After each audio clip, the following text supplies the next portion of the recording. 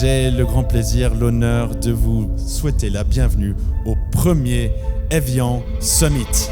Pour un petit rappel que nous ne pouvons pas vivre sans la biodiversité, nous ne pourrons pas vivre sans les forêts et comment nous pouvons éviter un phénomène extrêmement important qui est la déforestation importée. On va faire le lien entre notre quotidien et la préservation des forêts. C'est une réalité, ce n'est pas lointain, c'est quelque chose de complètement lié. Tout ne sera pas réglé à l'issue de ces tables rondes et de ces réflexions. Je dirais même que la somme de ce qu'il y aura encore à accomplir ce soir sera peut-être plus lourde que ce matin. Là, on est ici pour être inspiré, pour agir. Il n'y a personne de mieux pour le dire que les 5 gardiens de la forêt que je vais inviter sur scène. Parce qu'on voit aussi la manière dans laquelle les personnes sont en train de couper la forêt pour planter du soja. Donc il faut savoir que le soja, c'est le premier vecteur de déforestation importé en France. On est à peu près à 3 millions de tonnes par an de soja importé. Parce qu'en fait, la plus grande partie du soja qu'on importe, c'est sous forme de tourteau, donc c'est du soja qui est trituré, et il est à destination de l'élevage, que ça soit la viande directement ou les coproduits comme on les appelle, donc les produits laitiers, le beurre et ainsi de suite.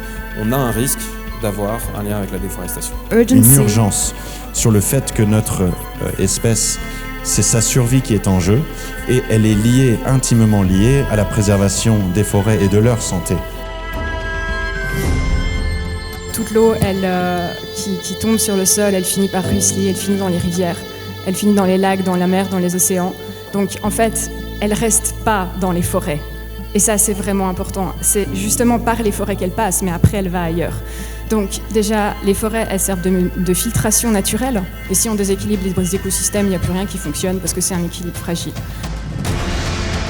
Et là, nos gouvernements, via la voie diplomatique, aussi ont un rôle à jouer pour renforcer les cadres légaux des pays producteurs. Oui, il faut imposer un nouveau modèle de consommation plus sobre. Il n'y a pas d'autre choix de toute façon.